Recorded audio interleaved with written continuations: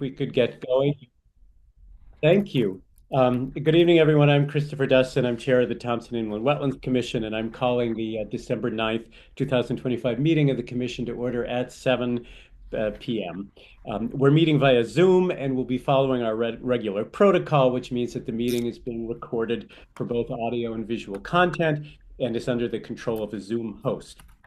For sound quality, the general rule for the meeting is that everyone will remain muted except when speaking. Commissioners and staff will generally remain muted except when speaking or voting, and will generally have their video turned on throughout the meeting. Applicants, their representatives, and the public may leave their video on or off, but are asked to turn their video on when speaking.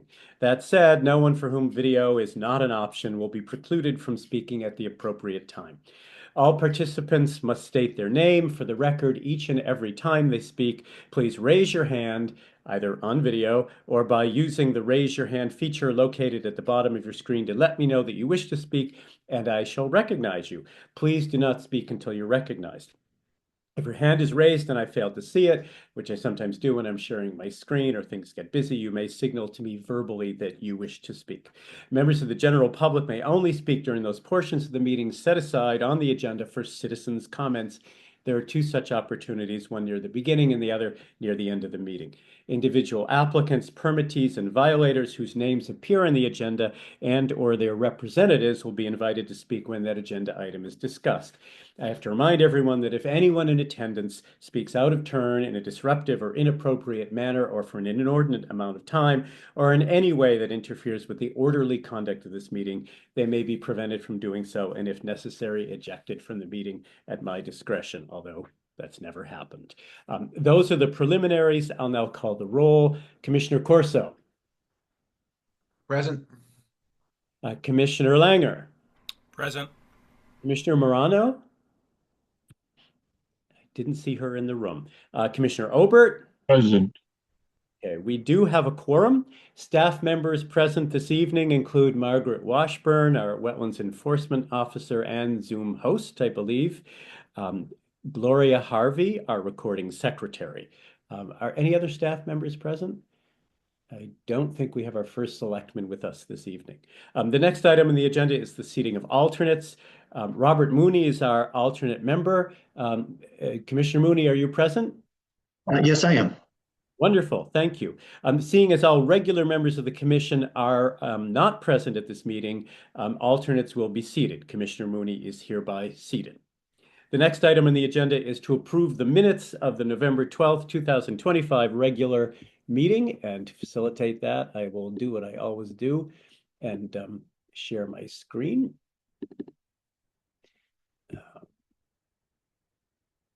Okay. Don't want to do now is, oops, where'd it go? Okay, now let's see if we can make that work. Okay. Everybody see that? I can make it a little bigger.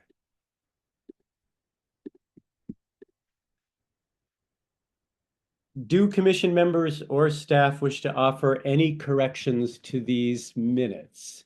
If so, and if acceptable, the recording secretary will please note and incorporate those corrections. Any corrections, changes? If not, then I will entertain a motion to approve the minutes of the November 12th, 2025 regular meeting as written. I move to approve. Thank you, Commissioner Obert. I have a second on that. Commissioner Corso seconds. Thank you, Commissioner Corso. All those in favor? Aye. Aye. All those opposed. The minutes of the November regular meeting are accepted and approved as written. The next item on the agenda is citizens' comments and agenda items. This is an opportunity for members of the general public other than applicants, violators, or their representatives to inform the commission of any questions, concerns, or observations relating to specific agenda items. It is not intended as an open discussion with or among commission members. Further discussion of those items by commission members will be reserved for those portions of the meeting specified on the agenda. Speaking time is ordinarily limited to 3 minutes. Are there any comments on the agenda items that members of the general public would like to share at this time? If not, the commission will proceed to, I'm going to try to do this way. Okay. There we go. The commission will proceed to consider applications previously received. Since the commission may act on these applications, I'll remind commissioners of the need to state for the record their reasons for any votes they cast, either in the course of discussion or when votes are actually taken. This is required for any matter upon which the commission votes. I have been informed that voice votes do not always record well, so it's not always clear who is voting how or who is voting at all. And for that reason, I'd like to move to roll call voting from now on, and we'll see how that works. It'll also make it easier for commissioners to state their reasons as we go along. The first of our old applications is subdivision 25060, Gary Rawson, 0 Aquatic Town Farm Road, map 162, block 111, lot 12G, 3-lot subdivision with shared driveway and intermittent stream crossing.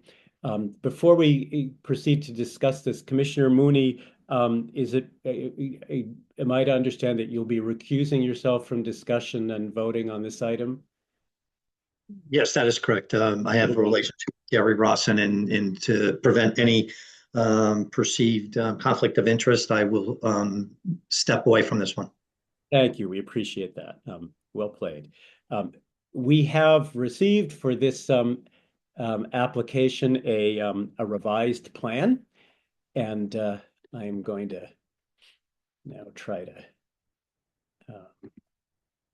let's see, I think I'm on the wrong, here we go. Single page, okay. Okay, that's the earlier plan, and there is the revised plan.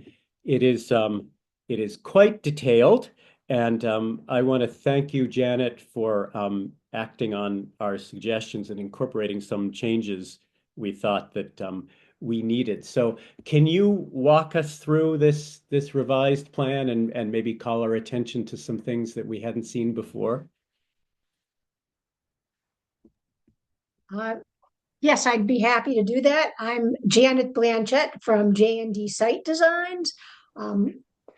The commission was kind enough to allow me to make a full presentation last month, and essentially all revisions associated with this new set of plans were revisions requested by staff. So this is, essentially the same plan we went over last month with things added to it to further help protect the wetlands. I can just and they would all except one revision would be reflected on this sheet. So this is a good sheet to have up on the Zoom screen. Near the stream crossing, right in the center, I was asked to highlight the disturbed area, and it's kind of a faint orange, exactly where your here it was, Mr. Chairman. So that's the area of wetlands that's being disturbed for the proposed culvert. Then over to the left, you can see some big blocks of text. Yes. Yeah.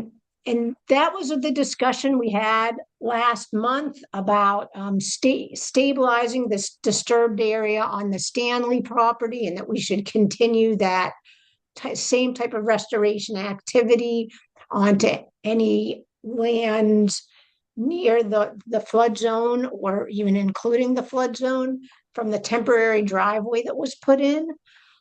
It's my understanding that Mr. Rawson has completed the restoration on the Stanley property, and so then those notes were added to reflect that.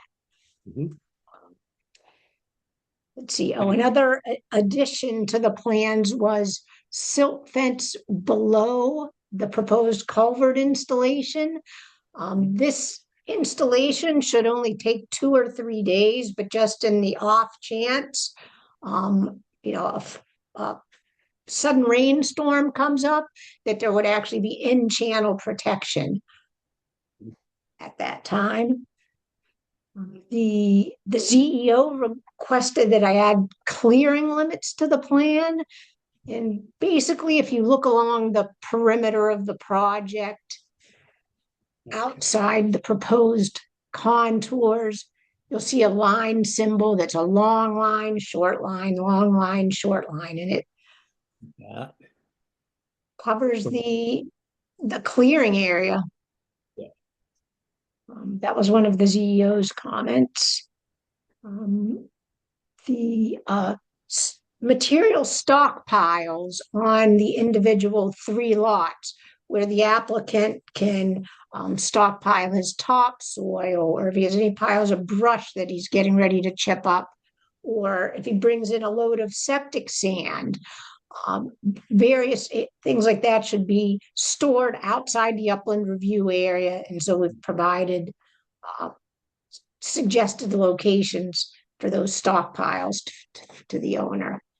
Right. And for commissioners' benefits, because it is a very busy plan, which it has to be to mark all of these important details. This is the upland review area, is it not? This Correct. that goes in it, and it cuts through the well, all 3 lots here.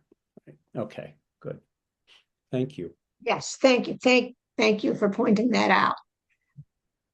So those I think cover the revisions for the plan sheet. I did also, if you'd like to advance the plans to the detail sheet, I added a construction sequence. Yes, right.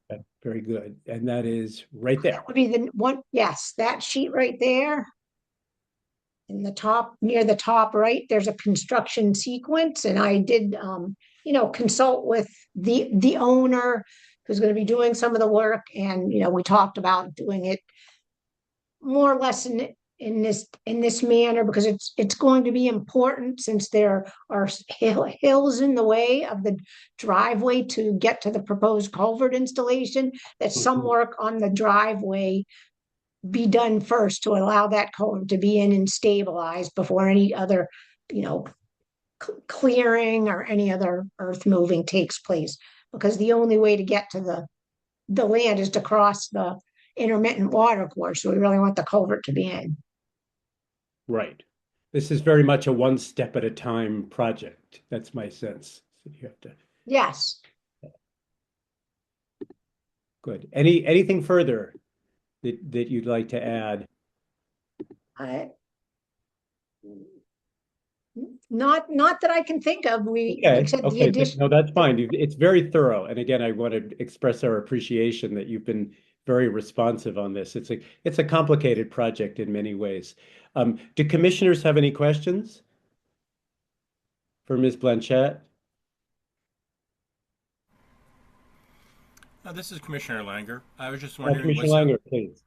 was there a timeline on when you would start this work? And if it was done during the winter, is there any modifications or additional correspondence or notes that you would need to add? It's my understanding, and I believe Gary's on the line, so he could correct me if I'm wrong, but I think he does intend to put the culvert in the winter when the ground is frozen. As long as there's not going to be heavy rain forecast, that would allow him to clear it in the winter. Excellent. Thank you. Thank you. We did this application was reviewed by the Conservation Commission, and that's very small. And to their to acknowledge the time they took to consider it, they offered some suggestions here, and which you see on the screen, I hope, before you, that all sediment controls must be installed and inspected before any other work is done. The compensatory flood storage area must be constructed, stabilized before other site work is done. Stabilization of the side slopes around the intermittent stream crossing must be completed prior to constructing the driveway beyond the approved crossing. And that all 3 lots will need to come back to the Inland Wetlands Commission before any grading in the upland review area on those lots can be done. I have been in communication with our wetlands enforcement officer. Speaking for myself, I'm not sure. I know we've moved away from conceptual subdivisions, and I'm not sure what we would gain by requiring 3 additional permits, especially given how detailed this plan is. Unless, of course, the plan changes, and as long as Mr. Rawson adheres to it. Um, I am gonna assume that you're in agreement with that, Janet. Yes, that was exactly my understanding that the reason why the Thompson Wetlands Commission went away from conceptual subdivision approvals, because it did require this, it was like a duplicate permitting process. Like, these houses could be, work on these lots could be taking place in a couple months. He just got it approved. So your regulations are written now that it's my understanding that if proposed work is shown in the subdivision plan and work proceeds in accordance with that, that is the permit for the construction. If somebody changes something or wants to add something to a lot, they would have to come back to the commission. Okay, thank you. It does also seem to me, and again in consultation with our wetlands enforcement officer, that that given the it is a somewhat complicated project. You probably have seen more complicated projects than I have. But it does seem that there could be some special conditions that might make sense. You've actually already spoken to some of these, but the compensatory flood storage is an issue on this site, given that it's kind of shoehorned in there in the within the floodplain. So that the compensatory flood storage area be constructed and at least temporarily stabilized. I'm going to summarize these before the stream crossing is constructed, and that when that is done, it would be subject to inspection by the WEO. That might be one. Another, I'll just run through these quickly, and you can read them while I'm talking. Those cut slopes to the east of the stream are a concern, it would seem, especially because these are highly erodible soils. So that those cut slopes, that both of them be stabilized between the slopes between LeClaire Road and the intermittent stream crossing before the stream crossing is completed. And that third, in keeping with that, when the cut slopes have been stabilized, the wetlands enforcement officer should have a look at that. Fourth, that the stream crossing should be constructed, and you said this, and it's pretty obvious, during low flow or no flow conditions. And that the construction of the intermittent stream crossing not be undertaken if any storms are forecast for the following 3 days. Six, when the intermittent stream crossing has been completed, it should be subject to inspection. And finally, that an as-built plan of the intermittent stream crossing be submitted within 45 days of its completion. I think that may not be showing there. Do those sound reasonable as special conditions? The only one to me that sounds not practical is number 2, because the applicant does want to construct the stream crossing in the winter, and the slope needs to have turf or grass established, which can't really happen in the winter. So I'm not sure that it's possible to stabilize. I mean, you can prevent erosion from the slope, but I'm not sure the slope can be stabilized because it's not planting season. Right. I think that might have been, and Margaret, you can join in here. Is there such a thing as an erosion control blanket or some device that would help to control erosion, not necessarily the kind of stabilization that would involve seeding and revegetating? Margaret, are you there? Is that what we're looking for here? why don't you ask Janet to respond to that question? Okay, all right. We actually do have erosion control blanket proposed to stabilize that slope, but it's the type that goes over seed and topsoil. Ah, okay. So, perhaps you could put a row of wattles at the bottom, an extra row or something for perimeter or erosion control. But I think permanent stabilization, Right. isn't possible in the winter.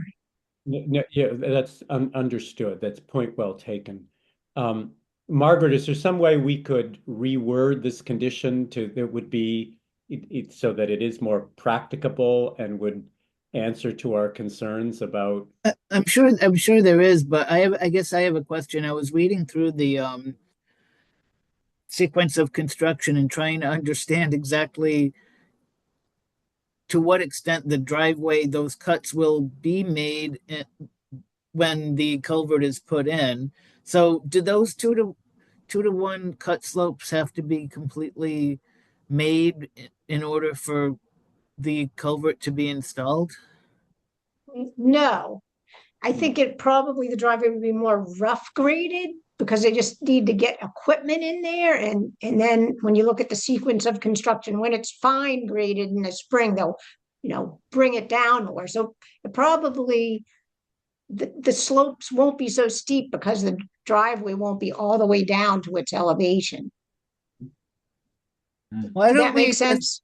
yes, why don't we Yeah, just delete number two? And I think if we delete two, I think we could leave three because that could mean it would take place during the spring, right? right. Yeah, yeah. Well, number three is riprap. So that's in the construction sequence right now. After the culvert goes in, the side slopes are going to be riprap. Right. Mr. Chairman, I have a Yes, question. Commissioner Ober. The in item number one, it talks about temporary stabilization. Wait a minute, hold on. I'm looking for the exact word. Well, flood storage area. This is something that will be ultimately required as part of the project anyway. Am I correct? Yes, it's a part of the plan. And the notch through that roadway will be required as part of the project. So the sequence and the order that we're asking for is minor. I agree with what Ms. Blanchett said, though. The the likelihood is that this can be done in the winter without any disturbance of erosion. Uh, Stabilization may be an incorrect term. We may just need to guard against erosion, something simple as that. But Margaret Washburn is also correct. If we look at number three, it's answering most of what's in there anyway. I don't think we need to make this complicated. It's all part of the part and parcel, isn't it? Yes, I think it's a good idea to make some of these concerns explicit. I'm going to agree with Margaret, and it was my thought that we can delete special condition two from this list for the record. Otherwise, these conditions seem reasonable. Do other commission members have any comments on these conditions or on the application as a whole? We just want to Looks good. ensure it's done right. Thank you. Thank you. In that case, I will entertain a motion to approve SUBD 25060 with these special conditions attached with the exception of condition two. I make a motion to approve. Thank you, Commissioner Robert. Do I have a second on that? Commissioner Langer, I'll second. Okay. So I will now call the roll for a vote. And Commissioner Langer, I'll start with you. I vote to approve the application and the presentation as well as the the reviewed special conditions, void item number two. Thank you. Commissioner Robert. This is Margaret. I hate to interrupt, but could everybody please state the reason for their vote? Sorry for the interruption. Not at all. Commissioner Langer, I believe that the presentation and the drawings have reflected the comments and the wishes of the commission in the past. Thank you. Commissioner Robert. Yes, I vote to approve this. My reasoning here is that the issues, it's a sensitive area, but then most of what development goes on from now forward in Thompson will be going into the more sensitive areas. I think that the applicant understood our concerns and addressed those concerns. It looks to me like it should be able to go forward from this point without any more complications. Thank And you. don't know what else I could ask for. Very well said. Thank you. I appreciate that. Commissioner Corso. Vote to approve. There's substantive plans that addressed our concerns from the last meeting, and the special conditions seem to further protect the interests of the affected wetlands. Excellent. Thank you. And speaking for myself, I will vote to approve. I'm not going to repeat everything that Commissioner Obert said, but as I said, I couldn't have said it better myself. I think that I agree it is a sensitive area. There are a number of concerns here. I am pleased and satisfied by the way in which those concerns have been addressed by the applicant and by the engineers. And it's a very detailed plan, and as long as we stick to the plan, I think we should move ahead with this. I hear no opposition, and so subdivision 25060 is approved with special conditions as indicated in this draft, with the exception of condition 2. Thank you all. Thank you, Janet. Thank you very much. Okay, I'm going to go back to my other set of Zoom docs here. This is Margaret. If Commissioner Mooney wishes to rejoin the commission, this would be a good time to do so. Yes, I was going to welcome him back into the room. Mr. Commissioner Mooney, are you still with us? I'm with you, yes. Okay, good. You got a little rest there. Okay, let me see if I can make this a little larger. All right, and proceed. Okay, this brings us to WAA 25062, Pavel Zimborski, 0 Stawicki Road, map 97, block 43, lot 1B, construction of a single-family house, driveway, septic system, and well, with 12,380 square feet of work in the Upland Review area. And I need to catch up with there we go. And this, as you can see on your screen, this wetland agent approval has been issued after consultation with the chair, which means that we can proceed to new applications.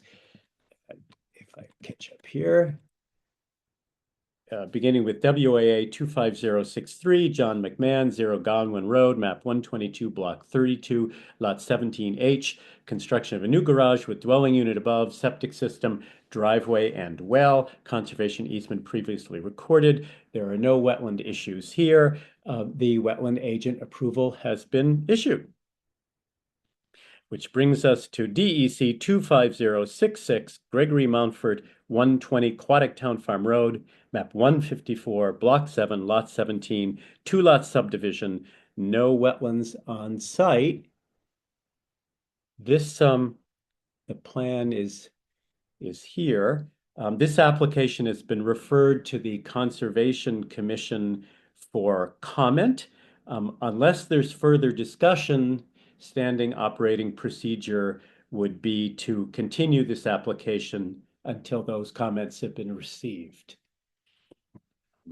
Do commissioners have anything else to add? Okay, so we'll look forward to talking about this one in January. Moving right along, gosh, what fun it is to ride in a one-horse open sleigh.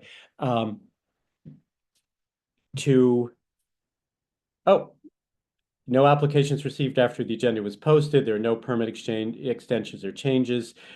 This brings us now to active violations and pending enforcement actions, beginning with VIOL 25045, Providence and Worcester Railroad bed between Limehouse Road and LaPorte Road. No map, block, or lot number. This is a show cause hearing for excavating and depositing material in wetlands, watercourses, upland review area without a permit.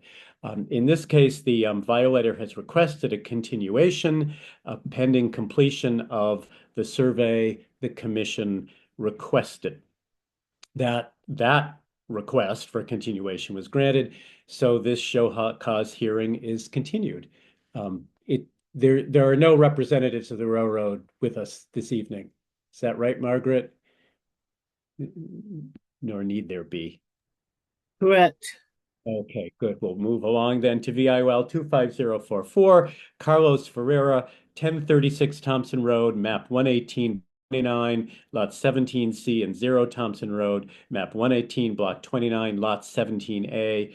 Show cause hearing for wetlands excavated without a permit and for material deposited in wetlands without a permit.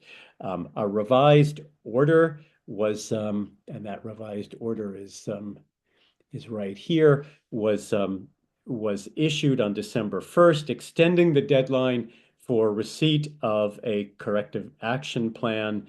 Until then, the order remains in place and the show cause hearing is continued.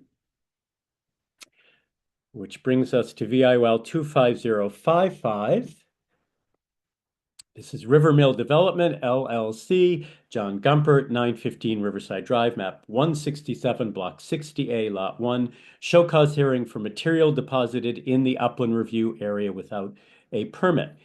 We have received a highly detailed corrective action plan.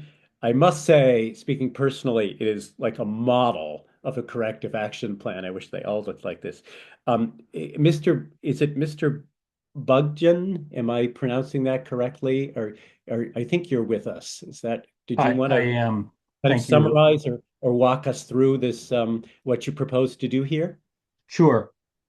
So Wayne Bugden, representing River Mill Redevelopment. I am with the environmental consulting firm One Earth Environmental. So in brief, there were, just to recap, there was some material that was on the site, primarily material that's been there for many years, a lot of debris, some woody debris, some trash. I know some of the commission members were out at the site and witnessed some of this material. There were things like old spas, hot tubs, and things that were discarded, some mattresses. And as we documented in the response, a lot of this stuff has been there for many years. I witnessed it personally about 10 years ago, and I think it had been there for quite some time then. Regrettably, a tenant on this property had moved some of this material close to the river, and that was documented in the violation notice. Our response to that would be to remedy this. Thank you for showing this. These are actual photographs from I think it was in 2018, so Yeah. about 7 or more years ago. And it shows a lot of this same material, and including material pretty close to the riverbank.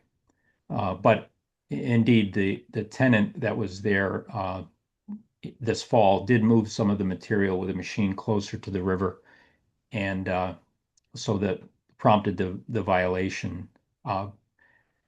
The owner, Rivermill Redevelopment, would like to remedy this as quickly as possible. Our intent was to do that as soon as we get the commission's approval on our corrective action plan.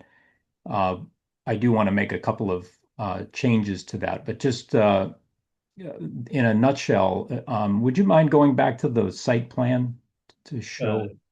Right, yes. I need to minimize here to do that. Is that what you Okay. want?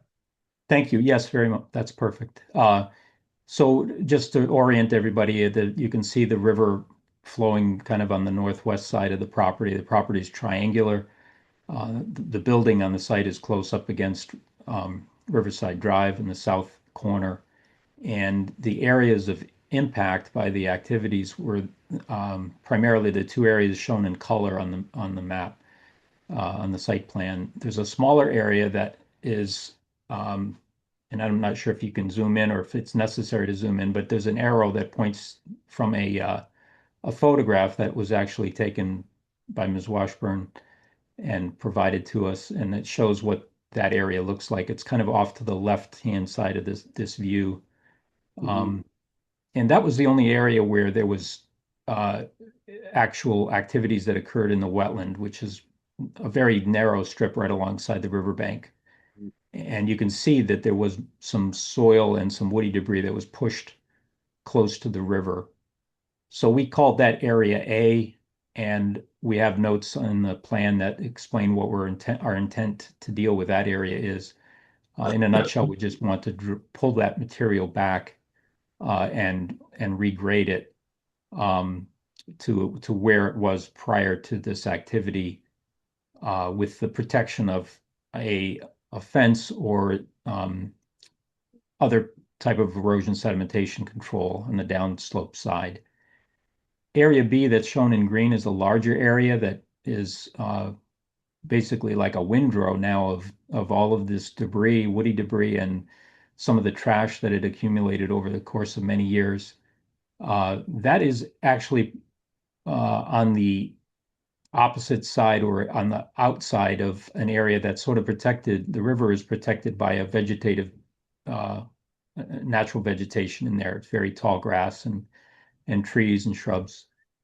And so we figure that that's going to be treated a little bit differently. But again, that's material that we want to remove from there. And then because it was mentioned in the violation, there is a area C that we're calling it, and it's basically all of the rest of the upland review area. Uh, the and that's areas where there was some activity, but there was also some materials brought onto the site, woody materials by the tenant, and also some brick and concrete and other debris that's scattered around that was left behind from many years of activity. Our plan is simple. We just want to pull back the material of the soil and woody debris from area A with protection of the fencing and stabilize that slope. And then discard all of the material, remove the stuff in area B from the site.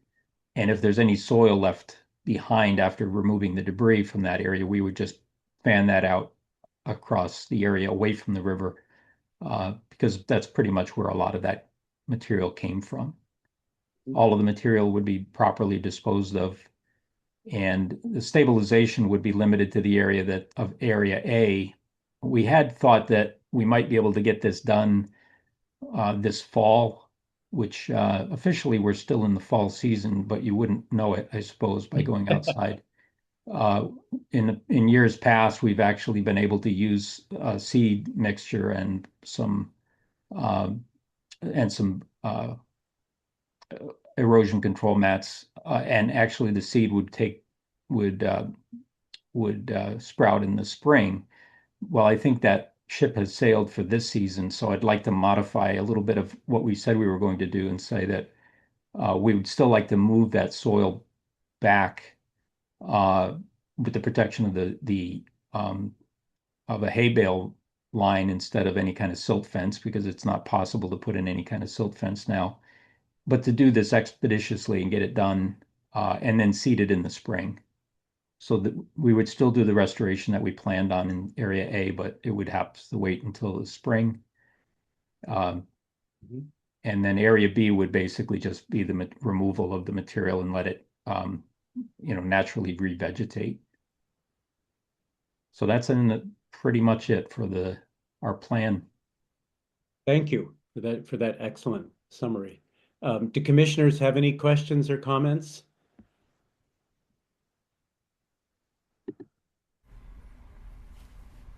Margaret, can we still approve this even with the modifications that Mr. Bugden has listed? Yes, you can. Okay. They And see. the next step for me will be to issue a revised order, including a timeline. And Okay. so now that Mr. Bugden has said that, I think what I got out of it was that Area B will have hay bales instead of a silt fence, and that work could be done.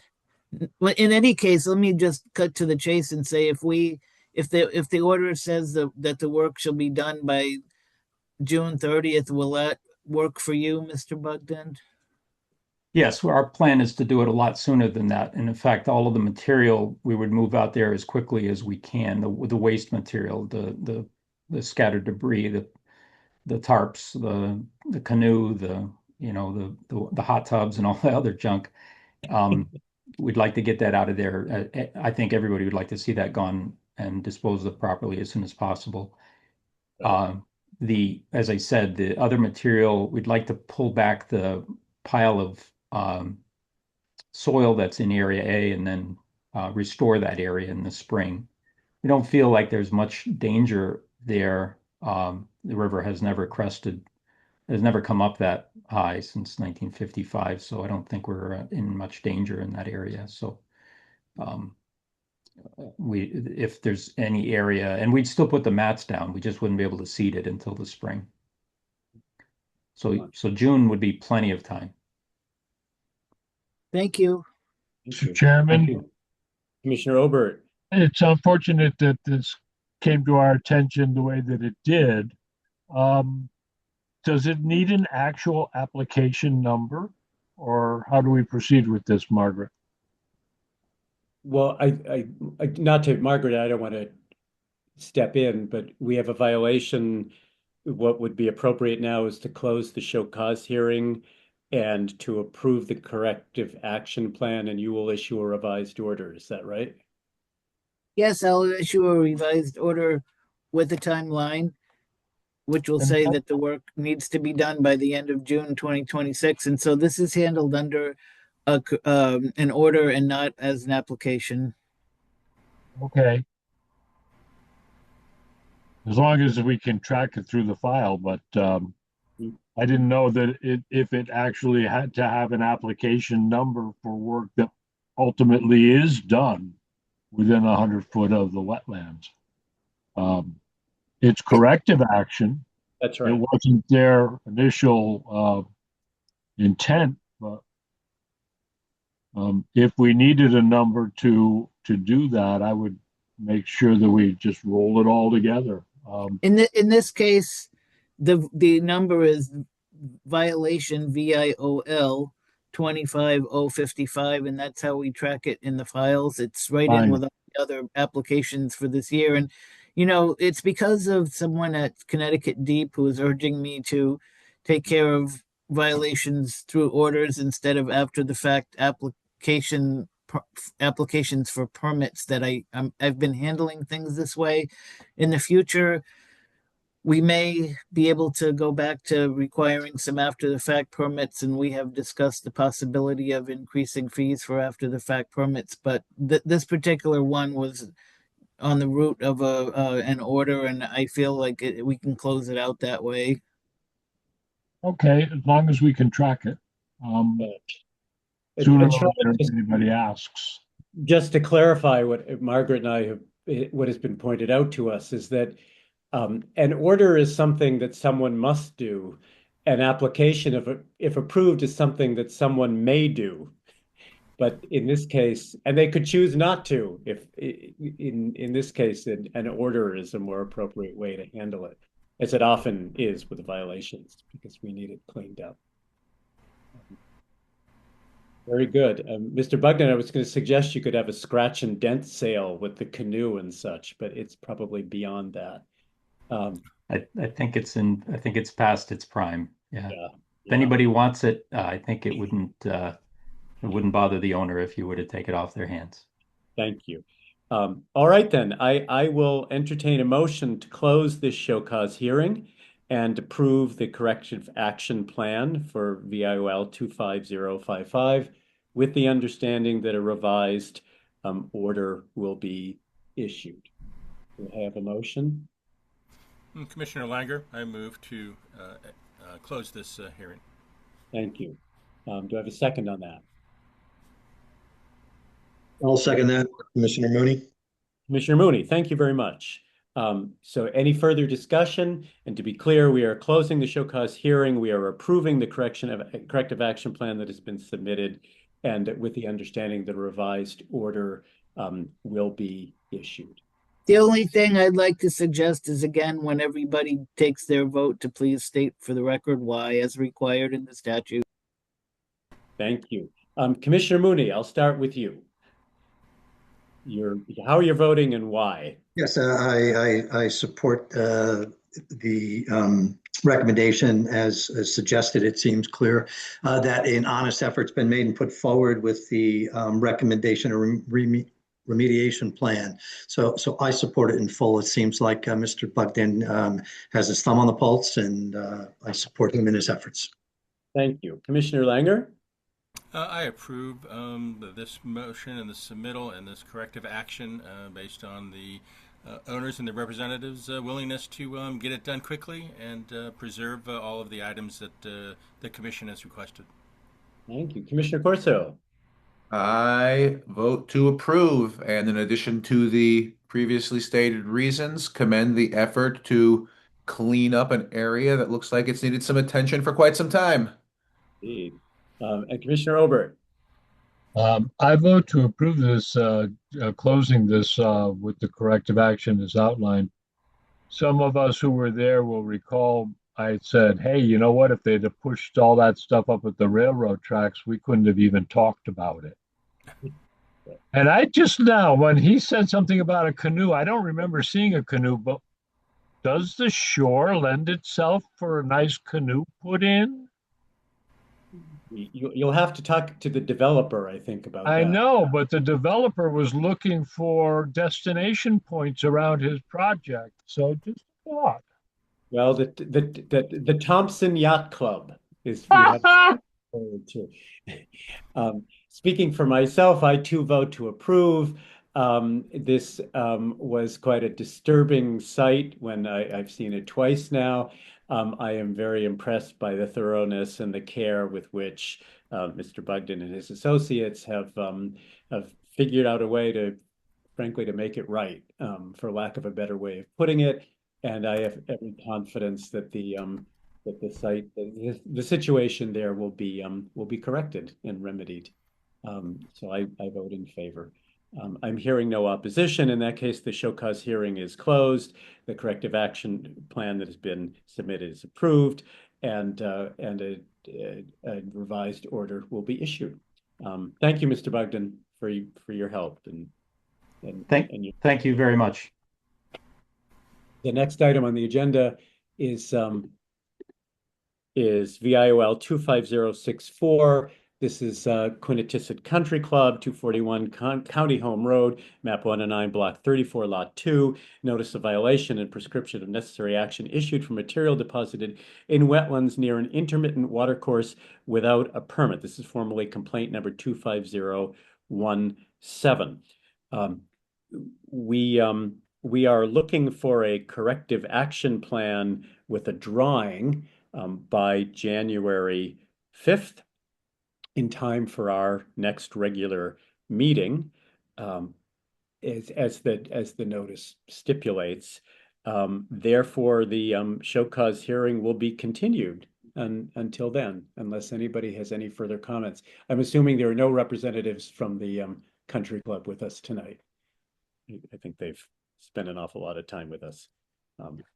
Very good. And that brings just a question moving forward.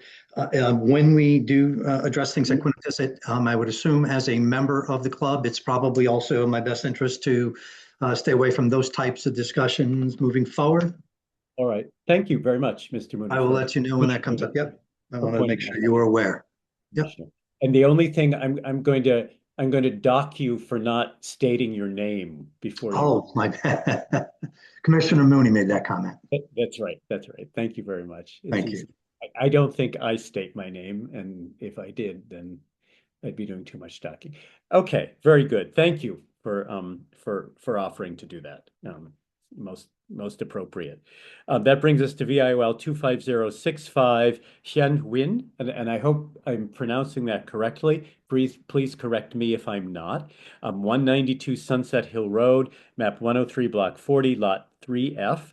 This is a show cause hearing for wetlands excavated without a permit, for material deposited in wetlands without a permit, and construction of a shed within 1 foot of wetlands without a permit. Mr. Huynh, and am I pronouncing your name correctly? I think you're here. Um, and you are free to speak. You're encouraged to speak if you like. I don't know if Margaret, you can help with this. It looks to me like we had a septic plan, and then you discovered multiple violations, which Mr. Huynh is eager to correct and get back into compliance.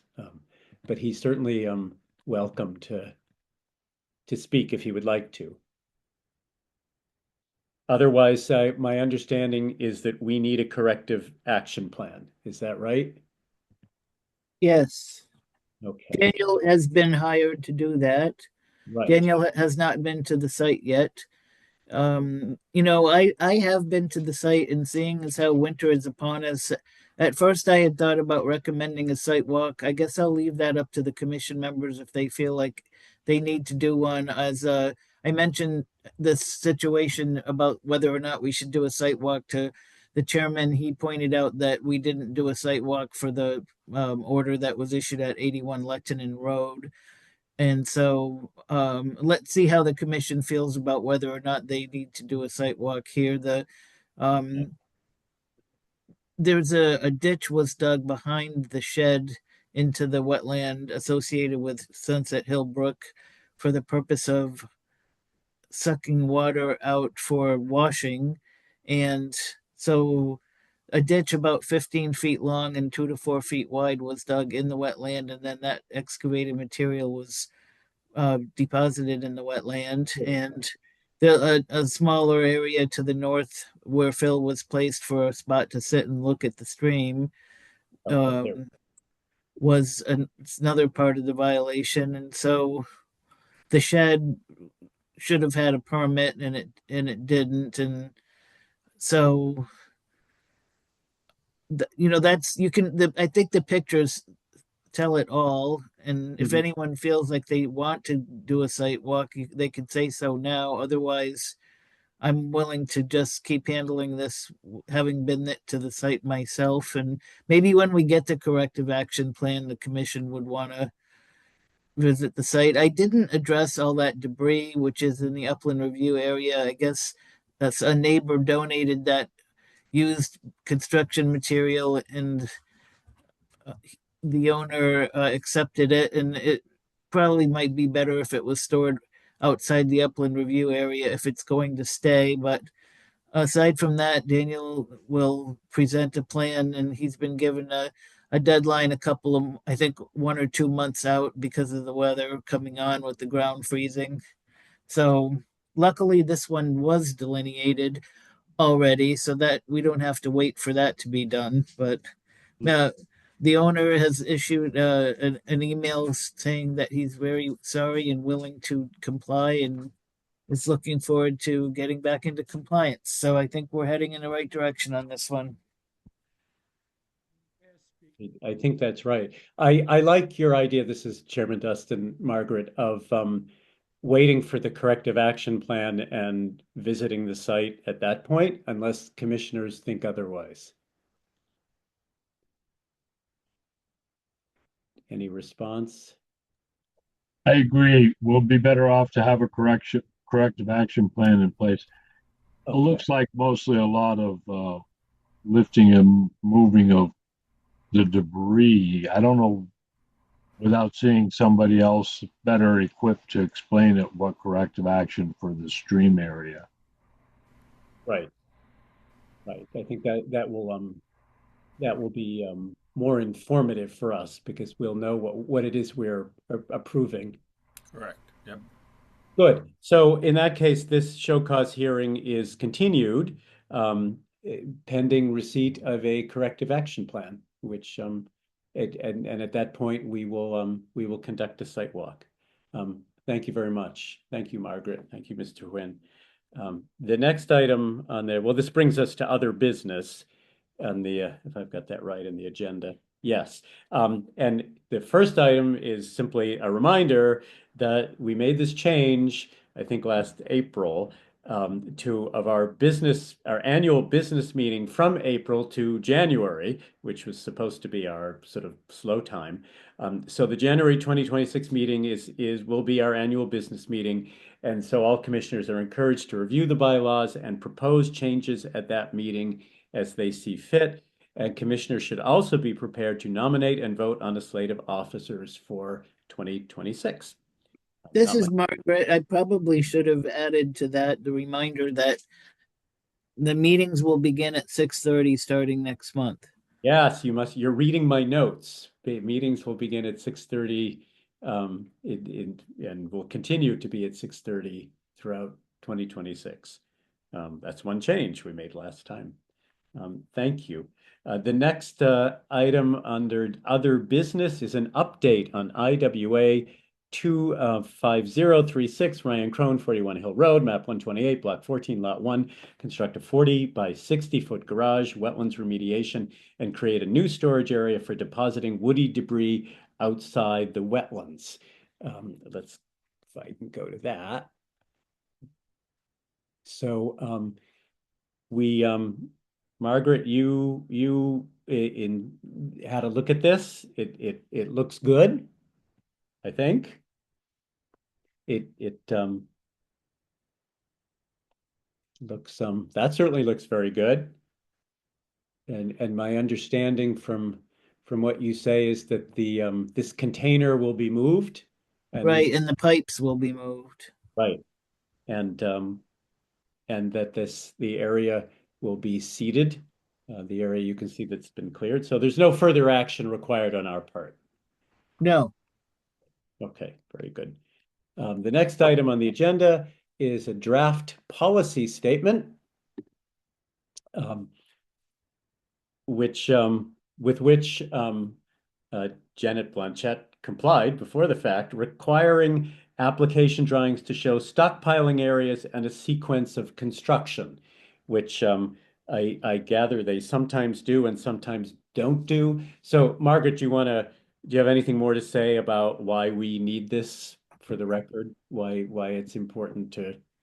well, it's standard practice in some other towns. And after listening to Janet tonight, it occurred, and during the course of the week, it occurred to me that we might want, if the commission is in favor of it, we might want to add a third bullet that says show clearing limits, because those aren't always made clear when we get hand drawn sketches. And Mhm.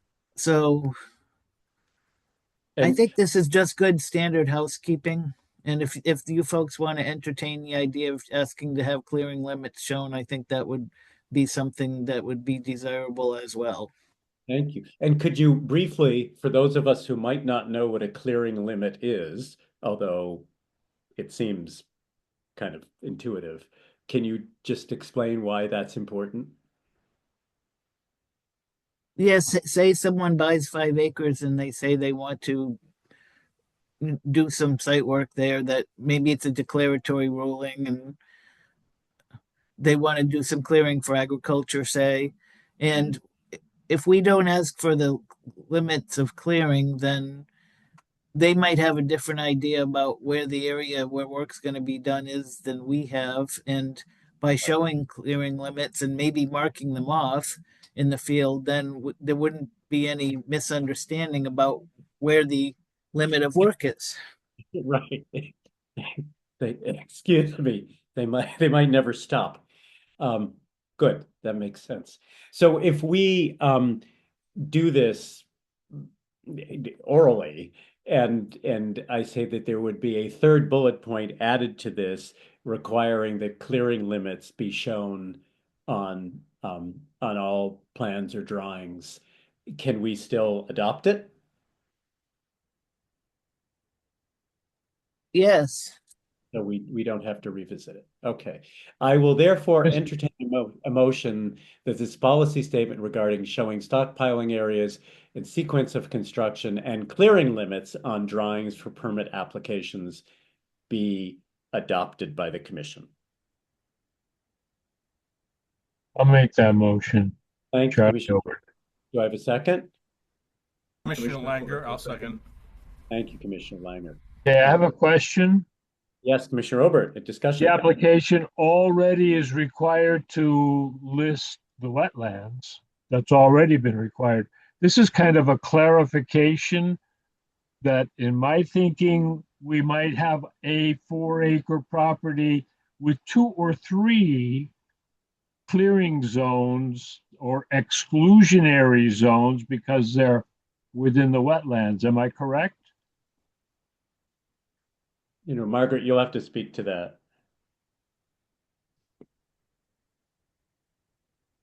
The wetlands are already required for on an application. Mm-hmm. The clearing zones have not historically been required, but I see the sense to it. But they had not been codified or specified in the regs or the application language.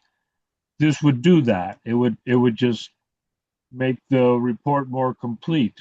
It Show would that help, right. everything that's important was looked at. And it would help make everybody answer to the same list of things we want to see. And it just helps people understand what they're being expected to give us when they submit a plan. And it saves them and us time.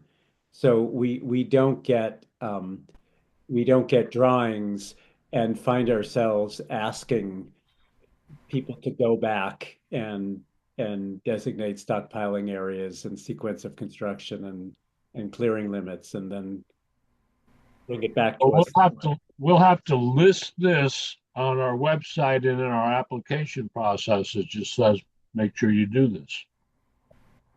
Right. We could have on the website, we can have all our policy statements there for folks to refer to. It's a good idea. It is a good idea. Thank you, Commissioner Robert. If there's no further discussion, then I'll call the roll. Commissioner Robert, you want to start the voting? I vote yes. I'm satisfied that we looked at all of our requirements under the statute, and that it will help applicants in the future to make a more concise plan. Thank you. Commissioner Langer? I approve. I believe that this continues to aid us in clear communication for every applicant, and hopefully helps them to understand what they're requesting, and allowing us to hold them to that as well in the future. Excellent. Commissioner Corso? I move to approve. This adds value to the plans and our review that we are able to do once they are submitted. Great. And Commissioner Mooney? Yes, I vote to approve this as well. And I support everything that's been said so far, except one addition is, as someone who struggled with this process over the last year, not knowing what the heck I needed to provide to folks like yourself, I think the more information we get out there, the better, the easier it'll be for all of us. Excellent. Thank you. Speaking for myself, I vote to approve. I think the clear communication of requirements up front is important. It's fair, and in this case, it's efficient, so that we can move applications along more expeditiously. So I vote yay. And there is no opposition. Therefore, this policy statement is adopted. Thank you. The next item on the agenda is should be our budget. Oh, yeah, okay, there we go. Commissioner Langer, you want to talk about our budget? Good evening.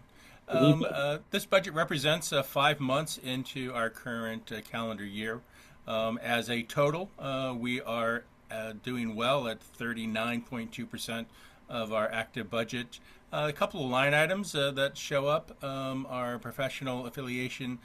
We've had 100%, which is okay since we traditionally only file or look for one or two of those. The other ones are the telephone and alarm. That one is high with the asterisk. I need to follow up on exactly where that projection might be for the end of the year. We were hoping to make an adjustment in the budget, the new budget, to allocate for that and separate that. But I'll follow up with Margaret on that. And then the other two, 71 and 65, I guess we've had a really busy fall coming through, and we had lots of professional services and advertisement going in, which puts us a little higher than what we would normally be at 5 months into the year. But all in all, we're still tracking, and we'll just keep an eye on the telephone, alarm, and of course, professional services and advertising are regulated based on how busy we are. Right. Yeah. The advertising means legal notices. Is that right? Right. Absolutely, yes. Yep. Thank you. Thank you. And can I ask, as Chairman Dustin, what is the alarm? I honestly don't know. Yep. It's a sort of a rolled in from some other budget. It doesn't apply to us or to the Conservation Commission. And it's funny how they spell alarm wrong. Yeah. Yeah. I was wondering if there was some alarm in your office that went off when a wetlands violation was detected somewhere, or when something happened, automatic, yeah. That's one of the things I was going to follow up on, and I'm guessing from Margaret's explanation, it sounds like it's a shared expense that all of the commissions are probably going to be hit with a small percentage of, but okay. We'll get that for the answer for that for the next commission in January. And we'll correct the typo. Thank you. Wetlands agent report. I think we've covered it, Margaret, but is there anything you would like to comment that has not already been covered? I know there was one item. Did you want to say anything about Hemlock Properties? Sure. We got a report from Joseph Thoreau, the soil scientist. It's attached as the last page of my report. He went out there as required and looked at the soils once the fill was removed, and he did not redelineate it, but a small amount of wetlands was exposed under the fill. He recommended putting hay bales around along the edge of the upland to prevent any sediments from washing into the exposed wetlands, and he feels that we've missed the time frame to establish vegetation, and so seed and mulch should wait till the spring. And the chairman and I are going out there at 10 o'clock Thursday morning to do an inspection if anybody felt like joining us. So that was the only item, and we're very happy to see this one being remediated. So that's it for me. Good, thank you. That's a good summary, and we'll see what's up based on Mr. Thoreau's report. It seems acceptable, but we'll have a look. That brings us. I can stop sharing my screen to correspondence. What we didn't get any Christmas cards. Nobody sends the Inland Wetlands Commission a little Christmas card. I guess not. Signing of Mylars, DEC 25020. This is the Cleary Group LLC, 175-183 Hill Road, map 12, block 14, lot 4H. It's a re-subdivision. This was approved at our last meeting, and that Mylar has been signed, which brings us to comments by commissioners.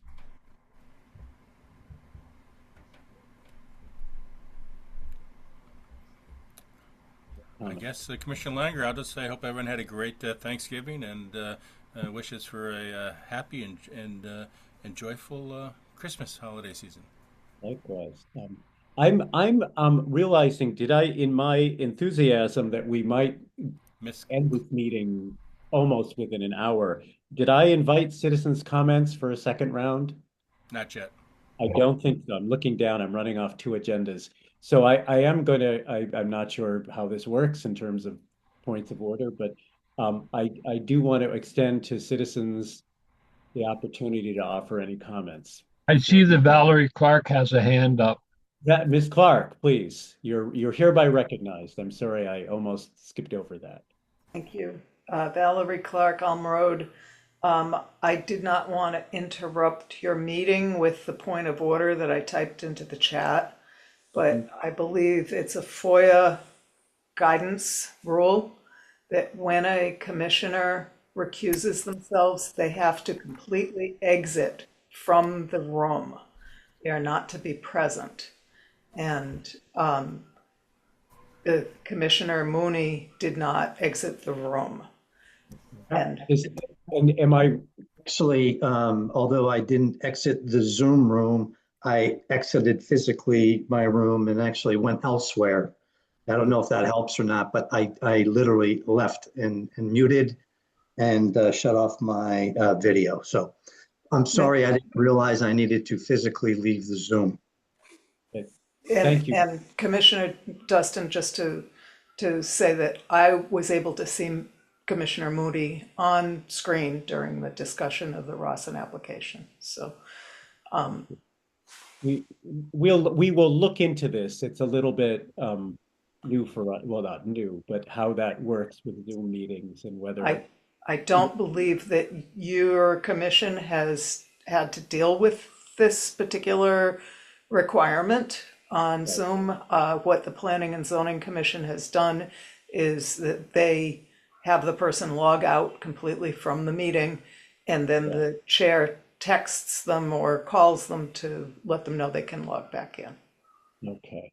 I don't know if I can do two things at once like that, but that makes sense. And I will be Mr. Chairman, I was going to limit my comments to watch out for black ice and also to everybody that I hope you can have a peaceful holiday. It'll be a new year by the next time I see most of you. right. The comment that our citizen brought up is valid.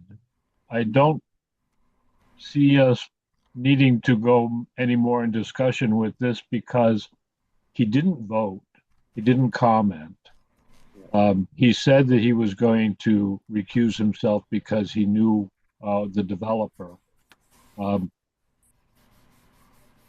Yeah, we'd all like to be perfectly in observation of all the rules and regulations, Ten Commandments and everything else, but we can't. So Well, I think just do the best that we can and happy holidays.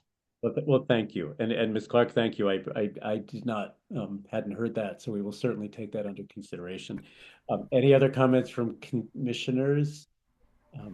If not, I'm going to join my commissioners in wishing everyone wonderful holidays, and I will see one another in the new year at Move to 6:30. adjourn. Move to adjourn. Move to adjourn. Thank you. I have a second on that. Right. Thank I you. need, Good night. I need a second. Do I get Second. it? Commissioner Okay. Saputo. Mr. Mooney, Commissioner Everyone. Mooney. He gets the second. All those in favor? I assume everyone. All those Aye. wonderful. We are adjourned. Good night, everyone. Thank